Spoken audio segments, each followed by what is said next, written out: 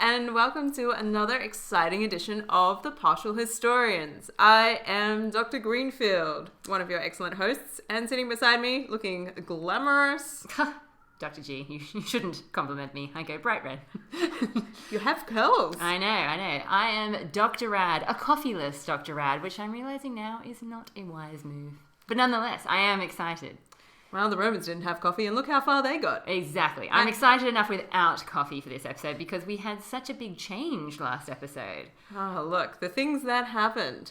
I know. So I'm going to leave you with a quick recap. I was going to give it a quick recap. So a quick recap was, after almost, it seems, some sort of civil brawl, on maybe even civil war, dare I say it, where they were fighting about, the patricians and the plebeians were fighting about who was going to get the right to elect tribunes. Which assembly was it going to be? And finally, the Senate actually ended up giving in a little bit, and the plebeians actually now have the right to elect the tribunes in their voting assembly. Oh my god! I know, instead of the comitia, I never say this correctly. Curiata. I always say curata. Curiata. It's now going to be the comitia tributa. Hello. Yeah. Small steps forward. Exactly. Yeah. And this was, of course, with the noted exception of Appius Claudius, son of the Appius Claudius, who's made himself such a painful part of our podcast so far. So I think that's where we're up to, don't you think? I think so. Yeah. And we're still in the consulship Yes, of Appius Claudius Sabinus, are. son of Appius Claudius. Yeah. And the apple does not fall far from that tree. And I think we should change that to the Appius doesn't fall far from the tree. Oh yeah, I went there. Book, boom, ching. Yeah. And Appius Claudius is sharing the consulship with Titus, Quintius, Capitolinus, Barbartus. Who seems to be much more moderate in his views, which is why I think the Civil War didn't really happen. He managed to pull it back from the brink. Yeah, look, he's playing the nice guy, and it's working out for him. The people currently love him. Yeah, and the patricians are okay with him. They're feeling pretty thankful that he prevented them from, killing everyone. Being murdered in the streets. Exactly, yeah. So it's all looking, everything's coming up roses for the plebeians anyway. Well, hold that thought. Yeah. Because now that we've settled this really intense discussion about where the tribunes are going to be voted in from, which is not the real question that the tribunes have had on the table for the past, 15 or so years. That's true. It should have been the agrarian law we were talking Yes, about. but side issue. Yeah. Asterisk, how about this? Yep. Patricians throw you a bone, will they be happy? Well, mine have gone a bit overboard because in Livy's account, after talking about Appius's opposition to this whole shenanigan, he talks about the very first time that tribunes were elected by an assembly of the people, and it seems that they have elected 5 instead of the original 2, according to Livy. Ooh. I know. That's an increase. Yeah, they're obviously excited. They're getting totally carried away, just like the patricians thought they would. And I'll have you, and you can be a tribune, and you can be a tribune. Like Oprah. You can be a tribune, and you can be a tribune, and you can be a tribune. So we've got amazing. I've got quite a list of names here. Would you like to hear them? And please. Yeah. Hit me with names. Gnaeus Siccius, Lucius Numitorius, Marcus, I think it's Duellius, Spurius Icilius, and Lucius Mecilius. So many names. I'm never going to be able to keep track of all of these tribunes. Well, luckily you don't have to, because it seems they accomplish remarkably little. Surprise, surprise. At least in Livy. How about Dionysius? Look, they don't even get a mention at this point. Whoa. We're still deep in... when internal politics is going well, external politics rears its ugly head. Well, see, immediately after this election business, Livy does go on to tell me that there is trouble, once again, with the Aquii and the Volsci. Yes, I concur. Excellent. Dionysius is with you there. Fantastic. Okay, so what's happening in Dionysius? Well, they decide that now that all of the plebeians are back on side again, everyone's like, woo, I can choose my own tribune. Yeah. And they're like, so, how about signing up to the army? And they're like, okay. And they do that. And Quintius is given control of going after the Aquii. Right. So he's heading east with some forces. And this means Appius is heading southeast towards the Volsci. Excellent. Divide and conquer. Yeah, and the way that Dionysius of Halicarnassus positions this sort of stuff is that essentially everything goes remarkably well for Quintius as consul. Interesting. Because of his fairness and moderation as a human being. This is also a theme in mine. I think it actually comes down to an issue that is still very relevant to us today, Dr. G. How do you best get what you want from your employees? Do you use positive reinforcement or negative reinforcement? Or do you use a little of both? Exactly. Yeah, but so in a way, I actually was rather amused watching this because I was thinking of my students and going, I am not surprised. I feel like there's a lesson in here somewhere. What could it be? Exactly, yeah. So everything goes remarkably well for Quintius. Everybody's very happy to follow his leadership. Yeah, they do exactly what he says. Yeah. When he says run at the enemy, boy do they run. And when he says take that booty, they take all the booty they can. And they shake it, and they shake it. And everybody is very pleased and goes home, and he looks illustrious in the eyes of all his fellow patricians. Yeah. That's I think I know where you're going with this, which is that Appius has exactly the opposite experience. How could it be possible? I know. How can you be really mean to the plebeians all the time and tell them that they're pieces of dirt and say that everything they do is illegal and wrong and then expect them to fight for you? Yeah, well, I mean, I think the one thing I want to mention before we start talking about Appius and all the marvellous things that he accomplishes with the plebeians is that Livy actually has this really interesting detail when he talks about the issues with the Aequi and the Volsci, in that he says that they start attacking Roman territory because they thought the plebeians might actually secede from the state and seek refuge with them. And so that's why they chose that moment to attack, which I thought was very interesting. Curious. I know. How much stock do you put into this one? Look, I know that it's unlikely that was, ever going to happen, but there's a lot of talk of secession in Livy's account. Appius said, all right, fine, if you want the plebeians to vote for the tribunes, you go right ahead. But personally, I think this is worse than the first secession. So it's obviously on Livy's mind that the plebeians are going to, leave. And I don't know, I guess maybe Livy's just trying to underline exactly how bad the state of affairs had become. But I just find it interesting that he actually thought it was, that bad that they were going to leave. Especially because, as you said, it wasn't even about the agrarian law. It was about the right to vote. So, I don't know. I had to mention it.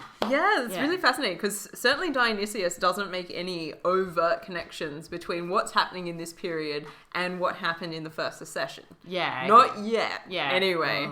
Ooh. You're trying to hint something, Dr. G? No, I just haven't read that far ahead of the material. Okay. Cover your bases. I like it.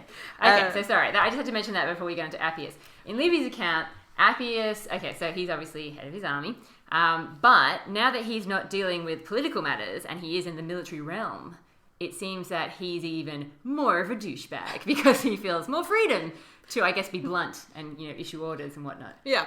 I'm the ordery guy. You've got to follow my orders. And everyone's like, I don't know if I want to. And he's like, yeah, but that's the way armies work. Yeah. And they're like, Well, you definitely get the feeling that it's hate, not love-hate, because obviously with the whole, elections thing, Appius is going into this, in my account anyway, with a certain degree of hatred for the plebeians in the first place. I think he's actually relishing the opportunity to show them that he thinks they are lower than scum. They are the scum between his toes. Wow. Exactly. Okay. Yeah, well. Definitely. And again, Livy underscores, it's even worse than it was with his father. Well, look, that wouldn't be hard at this point. I mean, nobody's quite come out as strongly against the plebeians than Appius Claudius for quite some time. Everybody's just been obfuscating and delaying, and he's actively I dislike you entirely I just find as a category of people. Well, for someone who was so reluctant to get involved in politics in the first place, at least now that he's in deep. Exactly, yeah, he is going to town. Well, so according to Dionysius' account, the troops that are under Appius start to play coward deliberately. Yes. They treat him with contempt. Yeah. And they refuse to follow his orders when he wants them to engage in battle. This actually works against them because then they start to die. Of course. They need to realize that he's ordering them around for a reason. Yes, yeah. The centurions, so these men who are in a reasonable position of command, and also the ante signani, the guys that hold the standards and go before the standards, they're all throwing away their standards, and the centurions are refusing to relay the order to their men and saying, look, don't do this thing. We're not advancing. Yeah, and the standards are obviously really important in ancient warfare because that's how you know where your people are. Where is my dude? Yeah. That's where I'm located. That's my area of the field. Yeah. Stay with the flag. Yeah, exactly. It's really, really important. And also, we talked about this before, they also hold a certain kind of, like almost like sort of spiritual significance in terms of, embodying the... Sorry, yeah. Yeah, they have a very symbolic sort of function for the troops, and a sort of a luck aspect comes into play as well. Like you don't want to lose your standard. Exactly, yeah, to the points where the Romans will go to war just to get back the standards, like this piece of wood or whatever it is. Wood, I'm presuming. Yeah, I assume so. Yeah, exactly. Can you imagine if they made it out of lead? The poor guy carrying the standard would be like, I'm very tired. I'm not advancing any further. We must camp here. Yeah, so for them to be throwing it away is crazy. And that's exactly what Livy says. He talks about how Appius is incredibly strict and harsh with the troops. And in return, the army cannot be shamed, they cannot be bullied, they cannot be ordered to do anything properly. They're going about everything in a super half-hearted, half-assed manner. And it gets to the point in my account where, Appius' harsh treatment, and, he keeps making it harsher and harsher. It's clearly getting nowhere. So eventually, he just throws his hand up and he's like, you know what? Forget it. I don't want to talk to the soldiers anymore. It's all the centurion's fault. They've corrupted my forces. And he starts calling them Valero as like a burn. Oh. He's like, oh, hello, Valero. It'd be like him saying, I suppose, hello, douchebag asshat. I remember your face. You're one of them. Yeah. Wow. And he also, he's also starting to throw around the term of like, tribunes, like they're troublesome, and so he's trying to be clever. Goodness me, things do go downhill fast. Yeah. I certainly have accounts of some of the troops pretending to be wounded, even when they're not. Hilarious. As one of the ways of getting out like of it. A soccer match. They're like, so they've wound themselves up in bandages, and they're like, my arm. Yeah, I can't move it for at least 3 days. And Appius is like, I know you're lying to me. And they're like, my arm.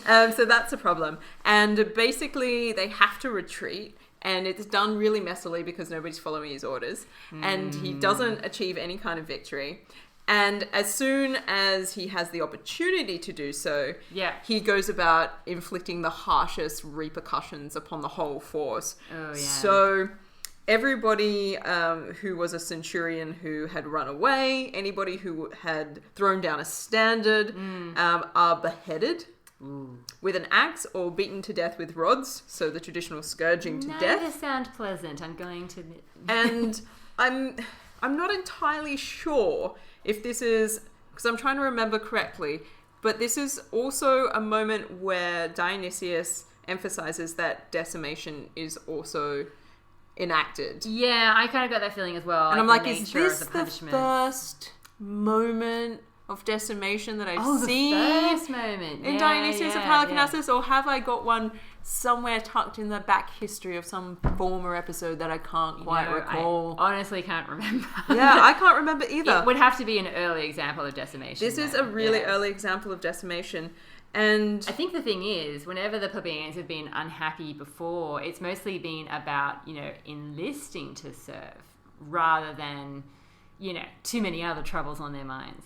So, them being this unhappy in the field, I don't think we've ever seen this level of, disobedience. Like, it's crazy. Like, they're risking their own lives. And the Volscians, like Livy says quite openly, the Volscians are not letting up at all because they're totally aware of everything that's going on, apparently. Of course, they've got their moles and whatever.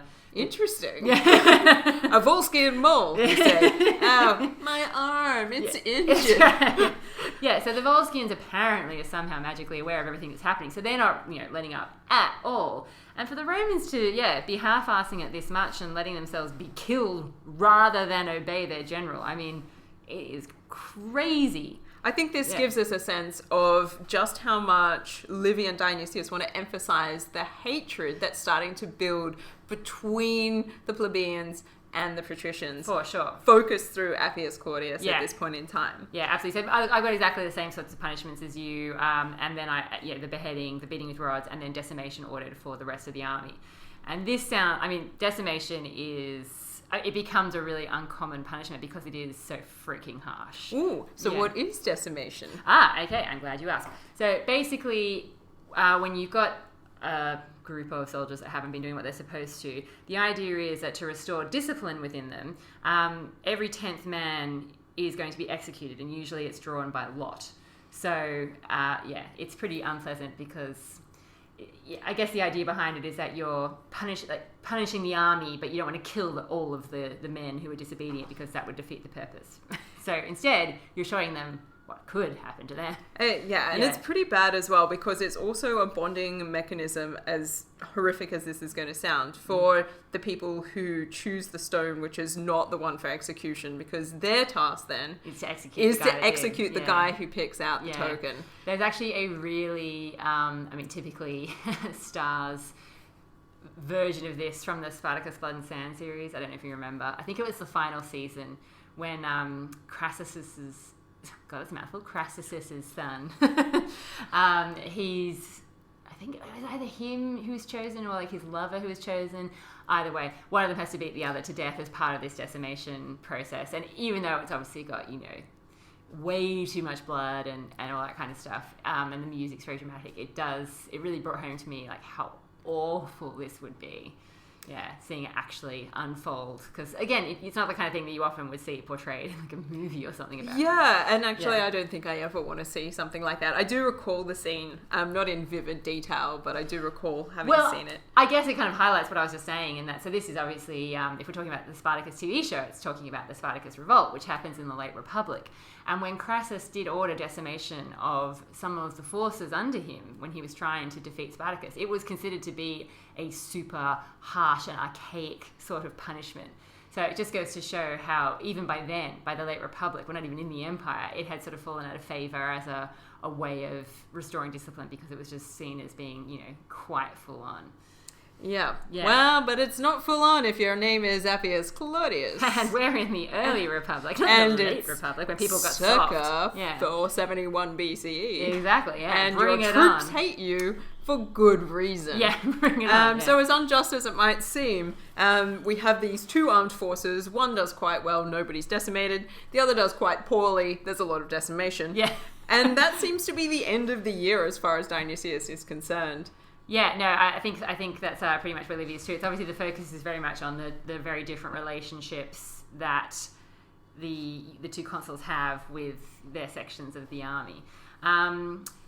Interestingly, though, it is noted in Livy that the under Quintius, when he had his big victory and that sort of thing, the Romans secure their largest booty ever to date, and this is given to the soldiers, which he says is almost as valuable as the praise that they get from Quintius. So, oof. Yeah, I know, right? Nothing like a bit of praise from my consul. Get me all hot and bothered under my leather. Who needs land allotment when I got this amount of praise? Usually it's just because I've been, killing people. But am I embarrassed? I don't even know how to pick up this gold bowl. Well, it must be pretty good for them to have, for this to be their largest booty ever. Did they find some people that they haven't encountered before? I don't know what's going on. I'm surprised there's any booty left in all of the region, to be honest. I don't know what he's talking about here, but nonetheless, I'm sure the gesture is appreciated. Drawing that contrast narratively wise between these two consuls really down to the fine details, I think, as well. Well, I think, and Livy also mentions that the soldiers start to think better of the patricians as a whole, just because of spending some time with Quintius. Mm. Yeah, they're like, you know what? You're not so bad. I've been prejudiced against you. And I now see that you, with all your riches and your mansions, you're not so bad. I was wrong about you guys. Curious. Yeah. And then you get home, you're like, so where's Lucius? Yeah. Look, he never came back from the war. What happened? Decimation. Yeah, that's right. Yeah, I feel like the way that Livy explains it, I feel like it's a really paternalistic explanation. Let me just read out the exact wording. The troops returned home in better temper towards their general, and on the general's account towards the patricians, also declaring that the Senate had given to them a parent, to the other army a master. It's like sickly sweet. This could be a Cadbury's commercial. They should have a box of roses and be like, thank you very much for the care you've taken. Thank you very much. Thank you very, very, very much. I just vomited a little bit in my mouth. Yeah. For non-Australian listeners, that was a very long-running commercial for Rose's chocolates in Australia. Everybody knows it. Yeah. Dark times. Or milky times, depending on your preference. Yeah, and Livy sort of finishes up the year by talking about how, so this whole voting assemblies affair is wrapped up by saying that actually it didn't give much advantage to the plebeians at all. But more significantly, the loss of dignity that the patricians sustain is deep. It's a deep gash. Yes. Slow burn. Exactly, yeah. And we'll see just how deep that gash runs as we move into the next year of politics. Yeah. So it is now around about circa 470 BCE. Woo. Ooh. Decade. We've got another decade under our belt. I know. It's very exciting. Yeah. Our consuls for this year, Lucius Valerius, consul for the second time, and Tiberius Aemilius Mamercus, consul for the first time. Love me some Mamercus. Yeah. Okay, so in this particular year, we have got, again, agrarian law problem in my account. How about yours? Oh, no, not yet? Oh, no, yeah, we do have agrarian issues, for sure. I just want to flesh out a little bit of the consuls' characteristics, where they're coming from. Cool. It's going to become quite pertinent to how they deal with things. Okay. So when I say Lucius Valerius is consul for the second time, he was formerly consul in 483 BCE, and he got that consulship on the back of being the quaestor paracidii of 485, connected with the trial and execution of our great man, Spurius Cassius. I had not thought about that job in a long time. Yeah, it's been a few years. So he's back on the scene. Yeah. And really, in the popular mind, and when we say popular, we mean plebeian. Yeah. He's connected with putting on trial and executing one of the champions of the plebeians. Coinky-dink? To some degree. I think not. So it seems that having stirred up the popularity to get Appius Claudius in there, the patricians, there seems to be at least one faction of patricians pushing for a more conservative and traditional candidate to follow up. Well, I guess it's hard to find someone who's quite as anti-plebeian as Appius Claudius. It's a tough act to follow. So. It is, but let's choose this guy and see what happens. Yeah, exactly. Yeah. So Tiberius Aemilius Mamercus, you might be like, well, he's consul for the first time, can't be that interesting. Yeah. But he does have a bit of an axe to grind with the patricians. Yeah, I get the feeling that he's going to be far more amenable to the plebeian cause. Yes. Like yeah. He's angry because his dad was denied a triumph. Oh well. Yeah, that gives you all the cause in the world to finally, turn coat on your own class and sidle on over to the plebeian side of things. Oh, and I like it. So now we're deeper into the history. You can start to see the generational anger build. Yeah. So rivalry. Tiberius's father is apparently, according to Dionysius, can't be verified any other way. Yeah. Lucius Aemilius Mamercus, consul of 484. I was going to say, I do remember that name. Yeah, I definitely remember the Mamercus.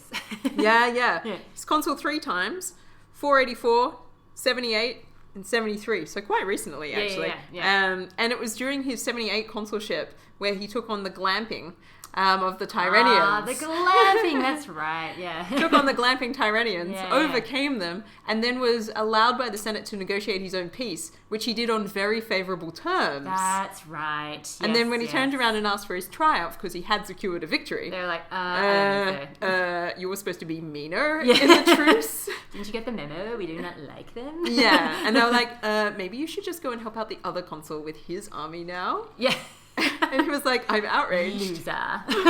So he is still stinging from that. So even though it was around about 8 years ago, Tiberius, the son, is like, "Hoo boy, now's my time." Well, this is just what the patricians are like. I mean, it's all about, competing for the family honors, glory. Exactly, and the glory. And if you don't get that, well, exactly. Indeed. I mean, this is where the plebeians can potentially, Work it, baby. And they seem to really quite work it. So the question of land allotment comes back on the table. Aha! Surprise! Now we're back on here, yeah. And it seems that both Tiberius and Valerius are quite amenable to thinking about, terms and conditions. Yeah, maybe actually doing something about this, yeah. I've got to mention here that Appius Claudius, who is vocally opposing the agrarian law and defending those who are on the public land at this point in time. Yeah, so even though he might not be consul, it is almost as though he were a third consul because he's being such a douche and getting him so involved. And of course, the plebeians are still hating him so very much. And so he actually has a trial brought against him in my account. Does this crop up in your account? Ooh. Well, I mean, I think it might, but like a lot further down the track. Okay, I'll let you fill in, because I thought Dionysius might have more detail before diving into a criminal. Look, Dionysius, he thrives on detail. So I suppose the real question that I have about Dionysius' account at this point is he sets up the start of the year with the two consuls. He gives these background details. Yeah. He tells us that both consuls are relatively open to this idea of the land reallotment being enacted, actually done. Yeah, which is crazy. But it's not really clear why Valerius would agree to that. Yeah. Like, he doesn't really... Doesn't seem like the type. Yeah. Historically, it hasn't been his bag to throw it in with the plebeians. No. So where has the change of heart come from? Yeah. But even more suspicious... Dionysius says that the tribunes of this year trust him. Okay. Which makes me very curious. I don't understand. I don't understand. And I feel like this tells me that there are lots of holes potentially in Dionysius' account right now that he's trying to weave everything together, because it's not sufficiently clear why Valerius would care about plebeian regard, or why the tribunes would trust him. And it's for this year that this huge list of tribunes comes up. Yeah, okay, gotcha. Yeah, so we've got all of these names and we don't know how any of them really connect to anything necessarily. Yeah. But apparently they're on board, and so the consuls are like, let's go and talk to the Senate and see what we can do. And everyone's like, okay, talk to the Senate. That'd be nice. Because, the Senate, a bastion of open-mindedness. Yes, right. They're always keen to hear what we have to say. So they call upon one of the oldest consuls, father of the Senate. Turns out that it's Lucius Mecilius. Tiberius' daddy. Convenient, yeah. And he's like, yeah, look, I'm pro this. I really think this land reallotment is a good thing, should be done.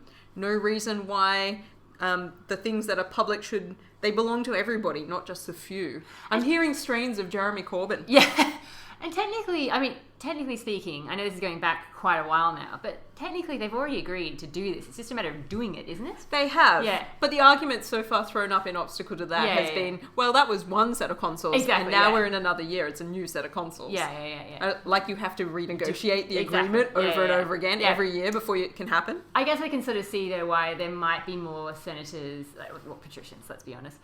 There might be more patricians that are open to it, because it just has been such a feature for so long that potentially you are going to get people who start to go, well.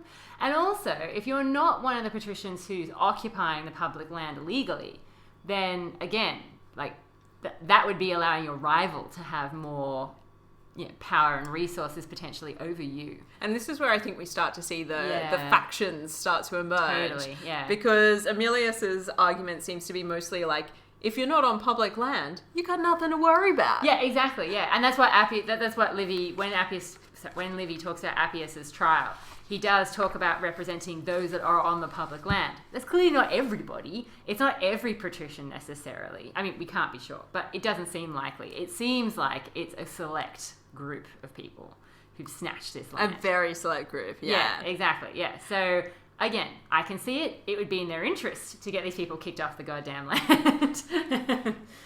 Yeah, and we have this moment that comes up in Emilius' speech where he says, look, the precarity of this situation is a problem because it's going to lead to more intergenerational feuding.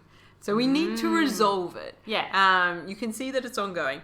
And he's agreed, like, patrician. And he's like, I don't see any reason why we shouldn't just get this off the table and make sure it's done. Yeah, exactly. And he sits down and everyone's like, oh, second speaker, Appius Claudius. Let me guess. He says, Emilius is being too soft. But this isn't how things are done. You gotta be tough with these plebeians. You give them an inch, they'll take a mile. Even worse. Even worse. Okay. I mean, all of that plus, I should say. Yeah. So let's decimate the citizen body. We don't even have to take them to war. No, that's right. Just organize them into groups. So he argues that the fact that the public audit hasn't already happened is an indication that it's not seen as being in the public good. I disagree. Appius. That's not the case at all. First point. Yeah.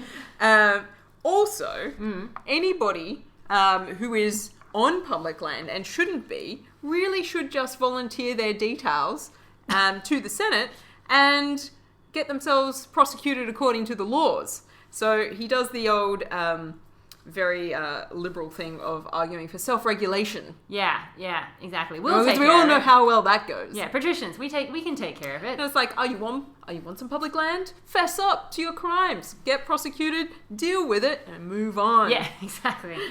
We don't need any of this outside involvement from the plebeians. Just makes it messy. Makes it complicated. Keep it in-house. Yeah, exactly.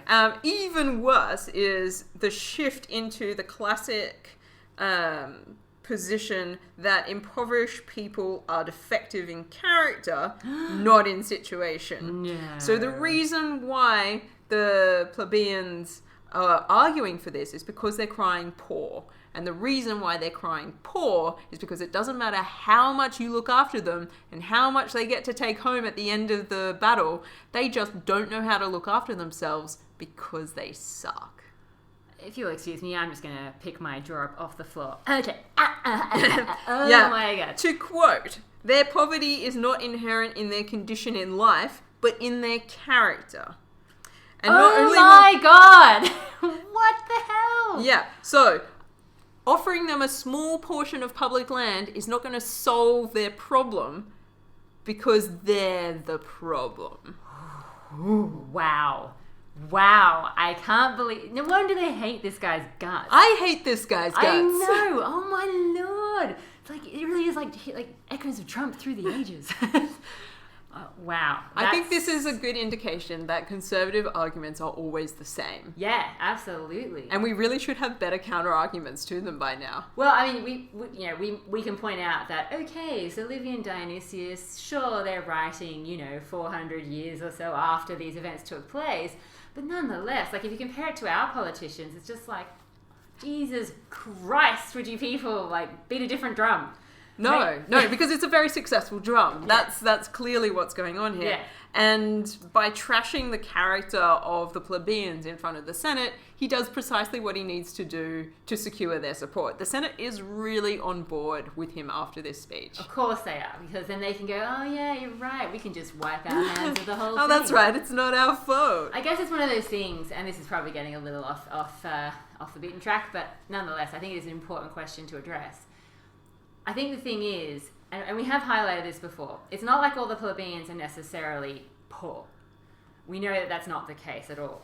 However, we do know that a lot of them probably aren't, that well off financially, and hence the disagreements and the disappointments and whatever over the years.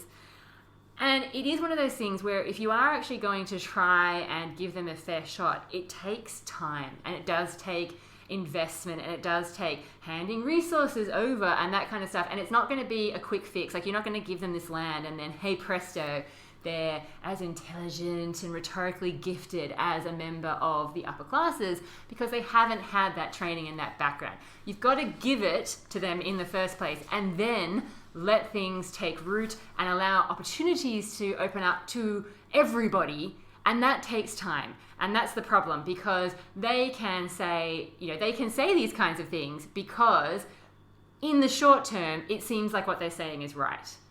But if you think about it, it's so flawed and so frustrating. And also, this is their base for expansion.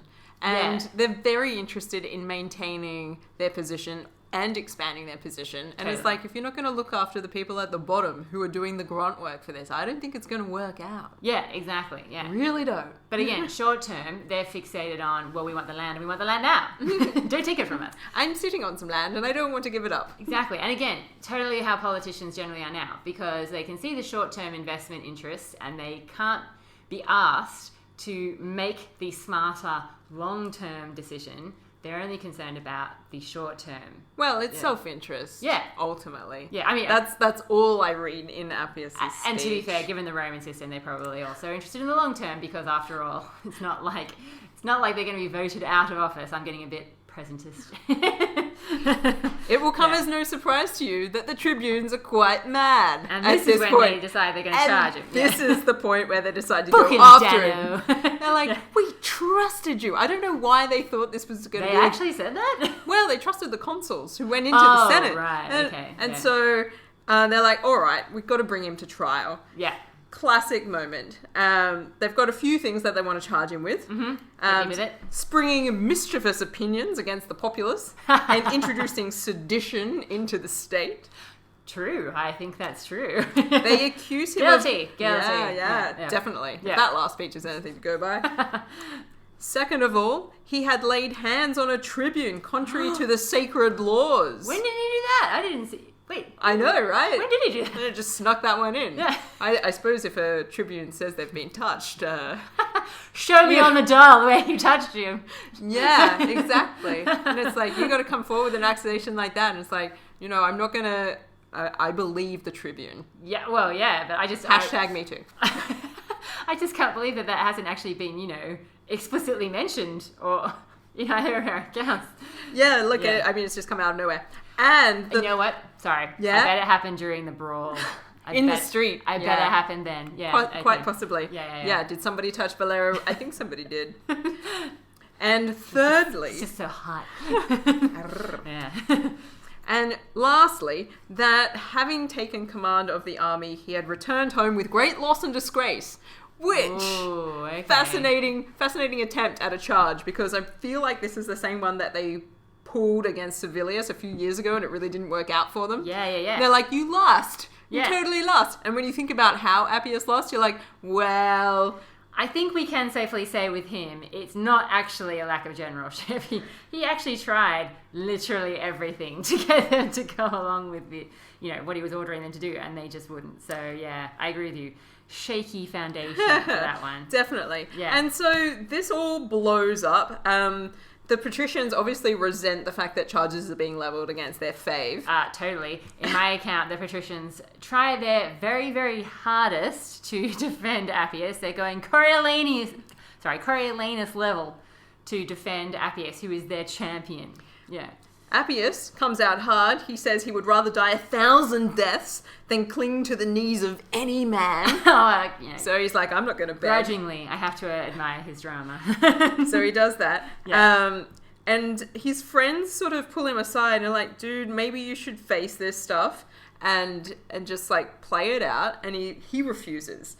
He says he's not going to change his nature. He's not going to change his dress. Nope. He's not going to alter the haughtiness of his looks, no. which apparently is a positive, or anything about his proud spirit. He will remain unbent.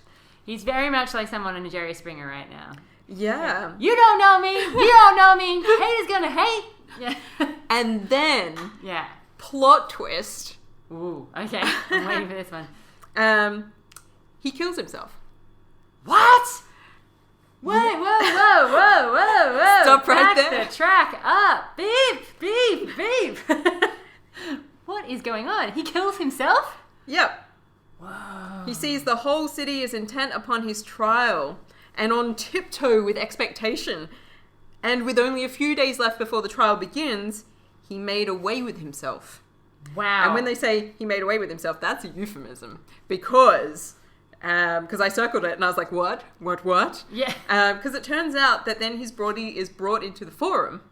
Whoa. And his son goes to the tribunes and the consuls and says, can we assemble the people and can I deliver a eulogy over my father's body? Yeah. It's in the forum. Totally. And they're all like, no. Yeah. No, oh, wow. Okay. The reason why I'm acting so surprised is not because Livy is like, Appius lives a long and happy life.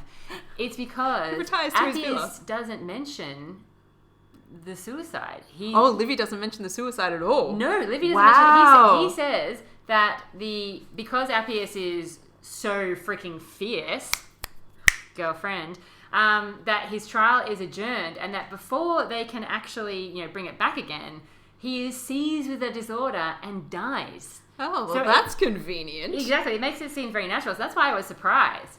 I was waiting for you to say that he just, dropped dead of a heart attack, or plague. Got stung by a bee. Turns out he's allergic. Yeah, exactly. Awkward times. Had a nut, whatever. But yeah, that's crazy. I do have the account though about the tribunes trying to stop like an honorific funeral. Yeah, happening. Yeah. So I mean, with this sense of which, according to Dionysius, he does away with himself. I was like, okay, is this some sort of attempt to preserve familial honor because he's got it on good word that he's not going to get through this trial? Like, there is a case for some of this stuff. Well, it's not too long ago that we've seen this kind of thing happen after all. I mean, it's only a couple of years ago that we had Menenius. Poor Menenius. Is he striving for some old school virtus? Yeah. Knowing him. Is he taking the martyr approach, anachronistic style, because we don't have martyrs yet in history? Maybe it's a combination. Or is it the case that actually when he was introduced as a figure, he really did not want to go into politics? And this is the moment that breaks him personally. It's just so random because he is so crazy fierce. The way he's like, I'm not going to change anything about myself. I like me. I love me. I'm great. See, you know what? I know you're not going to like this. You're not going to like this. But I kind of feel like Livy's is more in keeping with, like him just dying suddenly is more in keeping with everything. It just seems weird that he would turn around after all of this and commit suicide. I certainly think there's some questions to be raised over all of Dionysius' narrative that we've covered in this particular episode. Excellent. Also, this seems like that if Dionysius is offering us any information that might be correct, he also suggests that this is a tribunician veto moment, which would have to be one of the first instances of a tribunician veto. I have to say, that's kind of the impression that I get in Livy as well, though, because it's definitely the tribunes that seem to be trying to stop an honorific funeral from going forth because, he's a douchebag. And it's the plebeians that don't allow this. I was going to say, because then you get the additional twist, wait for it, tribunicians use their veto, and the people are like, no, we want to listen to the eulogy. We like a bit of, rhetoric on a Sunday. Yeah, bring the son back. It doesn't seem right for the guy, to not have a funeral. In my account, it's because they just, they acknowledge that he is too great a man to not have the proper rights and honor and that kind of stuff. But it does seem very weird. I'm pulling my worst. I can't believe that face. It's no wonder. Sometimes I get a little down on the tribunes because I think they're not doing their job enough, yada yada.